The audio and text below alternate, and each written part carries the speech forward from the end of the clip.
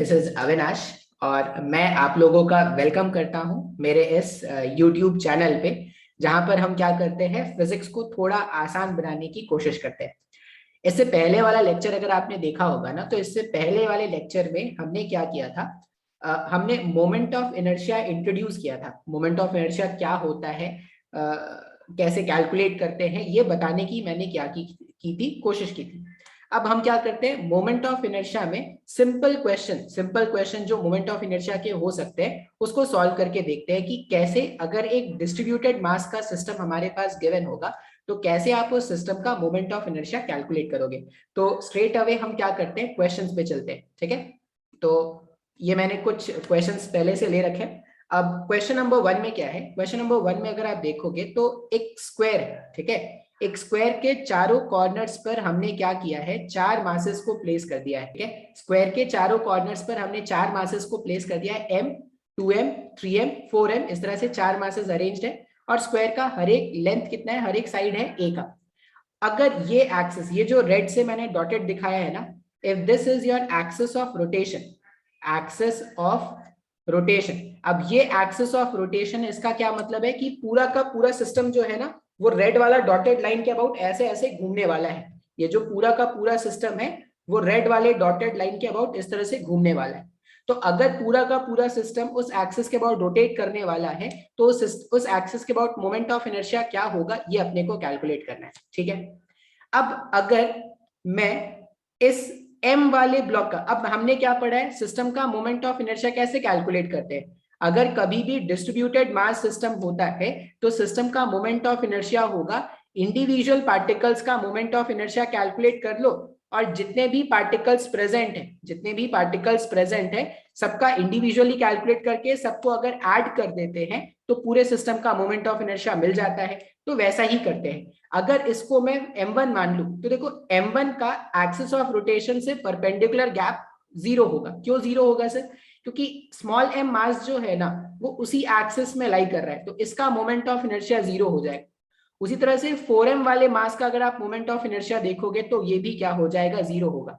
तो अगर मुझे सिस्टम का मोमेंट ऑफ इनर्शिया लिखना है, अच्छा, ये जो ट्वाइस ऑफ m वाला मास है सर, ये जो ट्वाइस ऑफ m वाला मास है, इसका मोमेंट ऑफ इनर्शिया कैसे लिखेंगे सर, तो इसका मास है ट्वाइस ऑफ m और एक्सिस ऑफ रोटेशन से ये a लेंथ की दूरी पर है, तो इसका मोमेंट ऑफ इनर्शिया लिखोगे 2m mass into separation square. उसी तरह अगर मैं ये 3m ऑब्जेक्ट वाले मास का मोमेंट ऑफ इनर्शिया लिखूं गिवन एक्सिस के अबाउट, तो वो हो जाएगा 3m और परपेंडिकुलर गैप कितना है, a स्क्वायर। तो जब आप इसको सॉल्व करोगे, ऐड कर लोगे, तो इस वाले क्वेश्चन का गिवन एक्सिस के अबाउट जो मोमेंट ऑफ इनर्शिया आएगा वो हो जाएगा 5m a स्क्वायर। अच्छा, ये तो हो गया सर पहला क्वेश्चन। अब सर अगर मान लिया जाए कि इस वाले क्वेश्चन में मैं एक्सिस ऑफ रोटेशन चेंज कर दूं, मान लेता हूं कि ये इस वाले क्वेश्चन में पहले एक्सिस ऑफ रोटेशन ये था, इस एक्सिस के बाद पूरा सिस्टम ऐसे ऐसे घूम रहा था। अब अगर मैं एक्सिस ऑफ रोटेशन इसको बना दूं, तो ये जो एक्सिस ऑफ रोटेशन है, एक्सिस ऑफ रोटेशन अगर इस लाइन को बना दिया जाए अलोंग द डायगोनल, ये जो डायगोनल है, इस डायगोनल को अगर मैं एक्सिस ऑफ रोटेशन बना दूं, अब अगर एक्सिस ऑफ रोटेशन को मैं डॉटेड डॉटेड डॉटेड दिखा देता हूं, तो अगर अब आप सिस्टम का मोमेंट ऑफ इनर्शिया कैलकुलेट करोगे तो आप कैसे कैलकुलेट करेंगे। मान लो ये जो मेरे पास नया एक्सिस है, सपोज दिस एक्सिस के अबाउट, इस एक्सिस के अबाउट मोमेंट ऑफ इनर्शिया जो होता वो होता I2। तो अगर आप I2 कैलकुलेट करने जाओगे ना, तो फिर से आपको क्या करना है, कुछ तूफानी नहीं करना आपको। आप क्या करोगे, आप देखोगे कितने सारे मासेस प्रेजेंट, चार मासेस प्रेजेंट है, उसमें से 2m और ये 4m, ये तो सर एक्सिस ऑफ रोटेशन पर ही लाई कर रहा है। तो अगर ये एक्सिस ऑफ रोटेशन पर ही लाई कर रहा है तो ये मोमेंट ऑफ इनर्शिया और ये मोमेंट ऑफ इनर्शिया में कंट्रीब्यूट नहीं करेगा। अच्छा, m एक्सिस ऑफ रोटेशन से कितने दूरी पर है, तो आप जानते होंगे कि एक स्क्वायर के दोनों डायगोनल्स जो होते हैं, वो एक दूसरे को बाइसेक्ट करते हैं 90 डिग्री पर। सेंटर पर वो क्या करते हैं, एक दूसरे को 90 डिग्री पर बाइसेक्ट करते हैं, और ये जो लेंथ होता है वो √2 टाइम्स ऑफ a होता है। तो अगर आपको थोड़ा बहुत भी ज्योमेट्री आता होगा तो आपको पता होगा कि यहां से यहां का जो लेंथ है ना वो हो जाएगा सर a डिवाइडेड बाई √2। अब देखो m मास का perpendicular separation axis of rotation से पता है, 3m मास का परपेंडिकुलर सेपरेशन पता है, तो हम क्या कर सकते हैं, अगर I2 के अबाउट सिस्टम का मोमेंट ऑफ इनर्शिया लिखेंगे तो small m into perpendicular gap a divided by √2 का होल स्क्वायर प्लस 3m, फिर इसका भी परपेंडिकुलर, ये भी डायगनली ऑपोजिट है तो ये भी a बाई √2 होल स्क्वायर होगा। अब अगर आप इसको सॉल्व करते हो तो ये हो जाएगा ma square divided by 2 plus 3ma square divided by 2। Solve करने पर ना ये आंसर आ जाएगा 2ma स्क्वायर। तो आपने अगर देखा होगा तो अगर मैं एक्सिस ऑफ रोटेशन चेंज कर देता हूं ना तो मोमेंट ऑफ इनर्शिया का वैल्यू भी क्या हो जाता है, चेंज हो जाता है। तो ये एक क्वेश्चन था जो मैंने सॉल्व करके दिखाया, और भी इसमें क्वेश्चन हो सकते हैं। अब यहाँ पे अब मैं क्या कर रहा हूँ ना, मैं बस क्वेश्चन के कॉम्प्लेक्सिटी लेवल को इंक्रीज कर रहा हूँ। कैसे इंक्रीज कर रहा हूँ सर मैं क्वेश्चन के कॉम्प्लेक्सिटी लेवल को? मैं क्वेश्चन के कॉम्प्लेक्सिटी लेवल को इंक्रीज करने के लिए ना थोड़ा ज्योमेट्री में चेंज करना स्टार्ट करूंगा तो क्वेश्चन अपने आप टफ हो जाएगा। जैसे अभी देखो m 2m 3m 4m 4 masses फिर से मैंने ले लिए, लेकिन इस बार मैंने क्या किया है, इस बार मैंने एक रेक्टेंगुलर एजेस, रेक्टेंगुलर कॉर्नर्स में इसको रखा है। यहां से यहाँ का गैप इज a और यहां से यहाँ का गैप इज b। अब ये बोला गया है कि इस given axis, if this given axis के अबाउट मोमेंट ऑफ इनर्शिया अगर I3 है तो ये I3 का वैल्यू आपको कैलकुलेट करना है। तो अगर कोई I3 ऑफ कैलकुलेट करने जाएगा, अगर कोई I3 कैलकुलेट करने जाएगा तो वो 4m और 2m का मोमेंट ऑफ इनर्शिया तो पहले से 0 लिख देगा। क्यों 0 लिख देगा?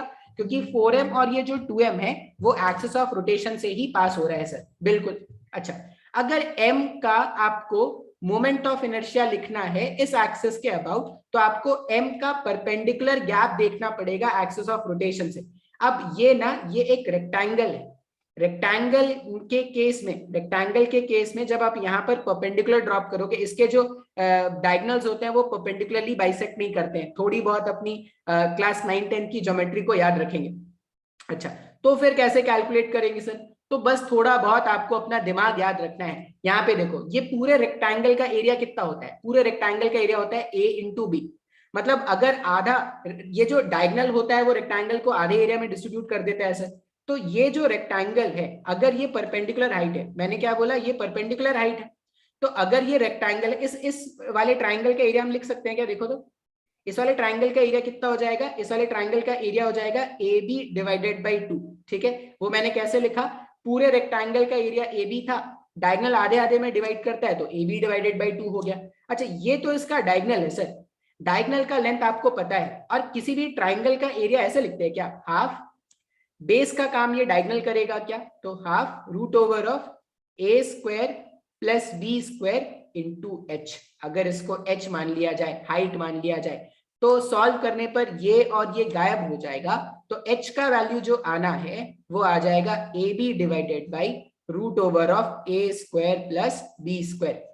अब एक बार अगर एच का वैल्यू मिल गया ना, ये आपके 9-10 की ज्योमेट्री है, एक बार अगर आपको एच का वैल्यू मिल गया तो आप इस वाले मास का मोमेंट ऑफ इनर्शिया क्या लिखोगे, m h स्क्वायर। इस वाले मास का मोमेंट ऑफ इनर्शिया क्या लिखोगे, 3m h स्क्वायर। ऐड करने पर वैल्यू कितना हो जाएगा, 4m h स्क्वायर, और h स्क्वायर का वैल्यू हो जाएगा a square b square whole divided by a square plus b square. तो ये इस तरह से क्वेश्चन को सॉल्व करते हैं। ठीक है, अब मैं एक क्वेश्चन लेता हूं जो कभी किसी जमाने में किसी एग्जाम में आ चुका है। अब ये क्वेश्चन अगर आप देखोगे तो देखो क्वेश्चन में इन्होंने क्या बोला है, 3 particles each of mass small m are placed at the corners of equilateral triangle, ठीक है, ऑफ साइड l। मतलब यहाँ पे ये सारे जो ट्राइंगल हैं इसका लेंथ कितना है, इक्विलैटरल ट्राइंगल है, सारे साइड्स l सेपरेशन पर है। Which of the following is या आर करेक्ट, इनमें से कौन से ऑप्शन करेक्ट है ना वो आपको बताना है। ठीक है, अब देखो पहला ऑप्शन क्या है, पहला moment of inertia about axis 1। Axis 1 कौन सा है, इसको बोल रहे हैं ये एक्सिस 1 है। अगर ये एक्सिस ऑफ रोटेशन होता तो 1 एक्सिस के अबाउट मोमेंट ऑफ इनर्शिया का वैल्यू कैसे होगा, कैसे फाइंड आउट करेंगे। अब बहुत ही आसान है। कैसे आसान है सर, देखो अगर इस एक्सिस के अबाउट, फर्स्ट वाले एक्सिस के about moment of inertia calculate करना है, इस वाले मास का कंट्रीब्यूशन कितना हो गया, 0 हो गया। ठीक है, सेकंड वाले मास का मोमेंट ऑफ इनर्शिया आप क्या लिखोगे, आप m l स्क्वायर लिख दोगे मास, और एक्सिस ऑफ रोटेशन से परपेंडिकुलर गैप कितना है सर, एल का है, तो एम एल स्क्वायर लिख दिया, प्लस अब ये मास एम है सर, लेकिन यहां से ये जो गैप है वो तो नहीं पता, वो भी पता है। कैसे पता है, देखो if this is a equilateral triangle तो ये एंगल तो 60 हो जाएगा, अगर ये 60 है तो ये बचा हुआ एंगल 30 हो जाएगा। If this is 30, this is L, तो इसका वैल्यू एल साइन 30 हो जाएगा क्या। अब दिस इज एल साइन 30, तो आप क्या लिखोगे, m l sine 30, m l sine 30 whole square. अब इसको सॉल्व कर लो तो m l square plus sine 30 half होता है, तो ये हो जाएगा m l square by 4। Solve करने पर ये आ जाएगा 5 एम एल स्क्वायर बाई 4। इसका मतलब सर ऑप्शन नंबर 1 तो 100% क्या कर रहा है, सेटिस्फाई हो रहा है। अच्छा, फिर सेकंड में क्या है, moment of inertia about axis 2। अब एक्सिस 2 कौन सा था, ये एक्सिस 2 है, इसके अबाउट अगर रोटेशन होगा तो देखो, अगर इसके अबाउट रोटेशन होगा तो इस वाले मास और इस वाले मास का कंट्रीब्यूशन 0 हो गया, कोई मतलब नहीं है कैलकुलेट करने का। अच्छा, अगर इस वाले मास का कैलकुलेट करना है तो यहां से यहां का गैप निकालना पड़ेगा। अब देखो ये जो लेंथ है और ये जो लेंथ है ये तो सेम है ना, और ये लेंथ कितना है, ये लेंथ होगा L cos 30। तो अगर मैं सेकंड वाले एक्सिस के अबाउट कैलकुलेट करूं तो मैं ऐसा लिख सकता हूं क्या, ML cos 30 का होल स्क्वायर, cos 30 √3/2 होता है, तो ये हो जाएगा ML स्क्वायर 3 डिवाइडेड बाई 4। इसका मतलब सर ये ऑप्शन 2 भी क्या हो रहा है सर, 100% मैच कर रहा है, 3/4 ML स्क्वायर हो रहा है।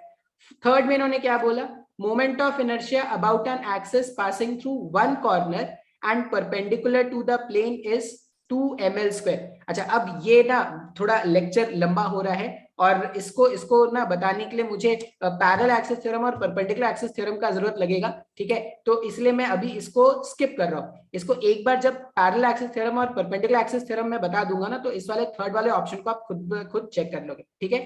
तो फिर इतना ही रहने देते हैं।